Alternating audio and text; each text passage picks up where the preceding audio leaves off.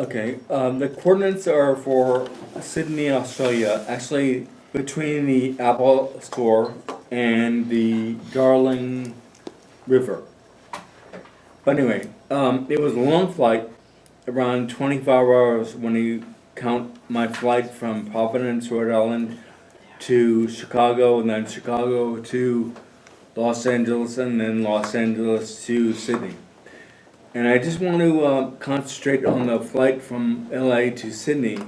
It was the longest time I ever flew an airplane.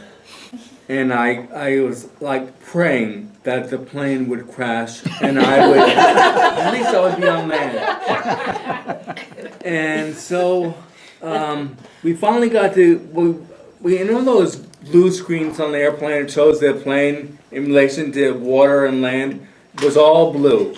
All blue. There was no brown land until we got to the outer islands of Northeast Australia.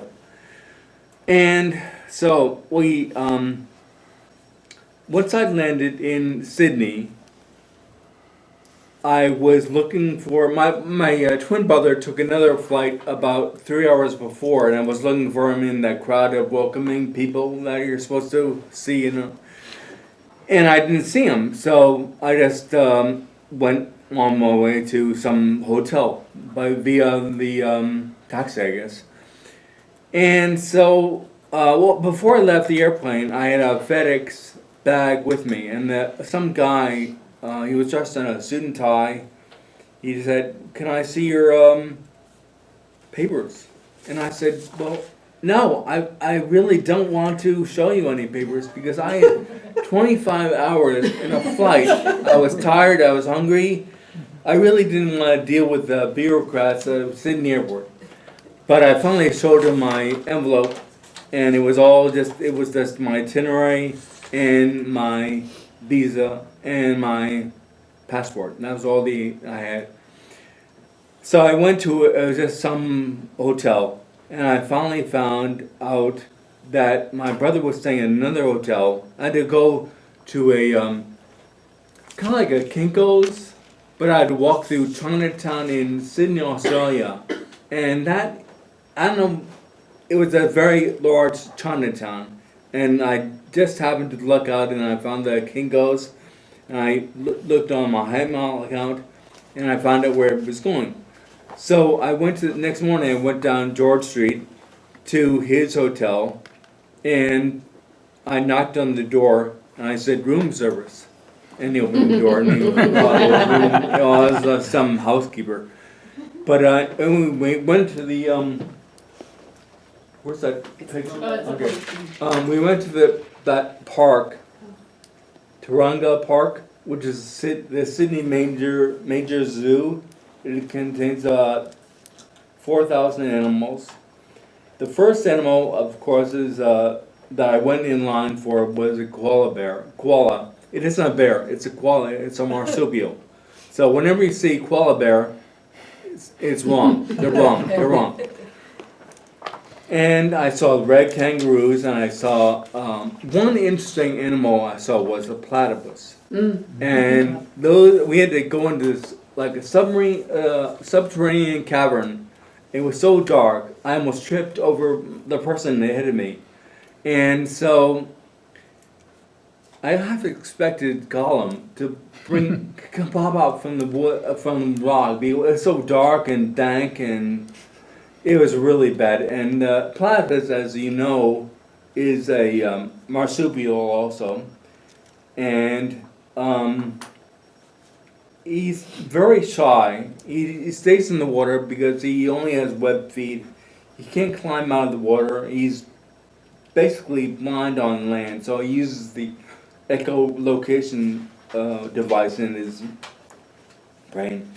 And so after Sydney, we went to a place called Gold Coast, which is like a big tourist place, and right next to Gold Coast is a place called Surfers Paradise.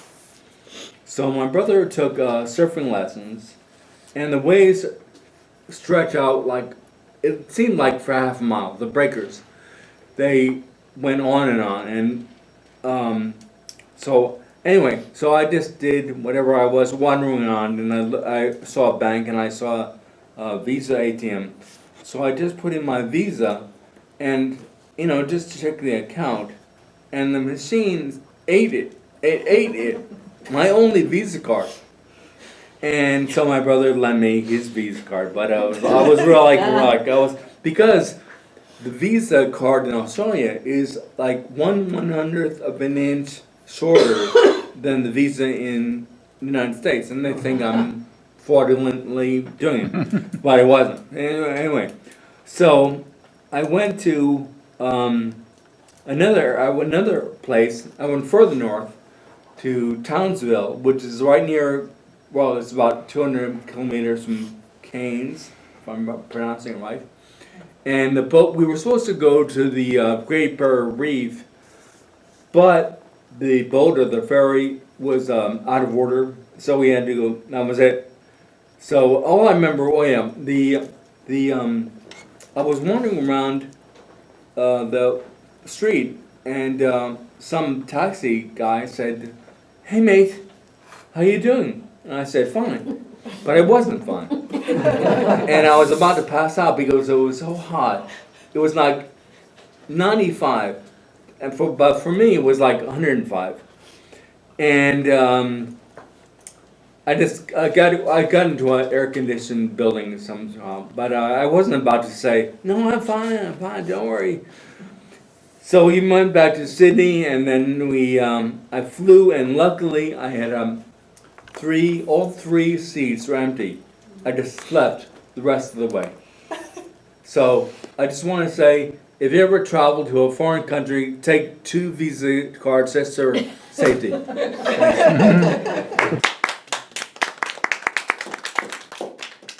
you so much. Good afternoon, fellow Toastmasters. And, okay, Chris, especially Chris. Great speech. This is your number 6 vocal variety. What a fun speech. Perfect topic selection. And it was a great speech about traveling with your twin brother, which I didn't know you had a twin brother, so that was fun new information. And your perspective perfectly conveyed the fun and the challenges that we all face when we travel, and really gave us a sense that you just kind of took it as it came, which is a perfect way to travel, and dealt with whatever came up. So the objectives of your speech were to use voice, volume, pitch, rate, and quality to reflect and add meaning and interest to your message. Use pauses to enhance your message. And use vocal variety smoothly and naturally. And you met these objectives quite well. Your volume was very appropriate for the room. You projected your voice. We could hear you. It was a little louder than you normally use, so it filled the room very nicely.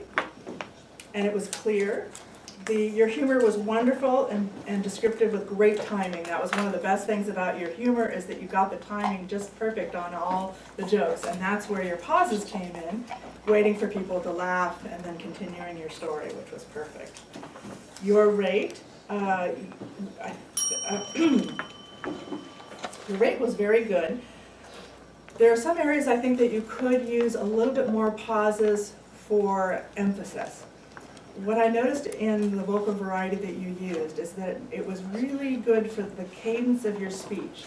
So your timing was very good through your speaking, and you had a very natural storytelling voice. And one of the objectives of this speech is to take that a little bit further, so that you're speaking and you're enunciating things a little more, and you're pausing to provide emphasis, and then providing a little bit more volume into something really important. Things like that. And so you can take it a little bit further. One of the things I really liked was your description of the koala bear, but it's not a bear. So that was perfect use of emphasis and timing and pausing to make that come across. Your posture and breathing was good because you didn't use any notes, and you paused, and you didn't feel rushed at all, so your breathing was very well as you kind of spoke very conversationally. Let's see, again, the pausing a little bit more for emphasis. And one of the things in here that they talk a lot about is how silence can be golden. And that's true. Don't be afraid to stop. and you get everybody's attention, and then you keep going, and then keep going. One of the descriptive things I really liked is that, actually, let me go, just as an example. When you talked about the platypus, the dark, you can make it more memorable. The dark, dank area was very memorable, provided a good memory. So, your speech organization was great. I really liked that it was a narrative. You don't always have to tell everybody what you're going to tell them. You can kind of run through a narrative as you go. I thought that was very appropriate for this type of story, and thank you very much. Looking forward to the next one.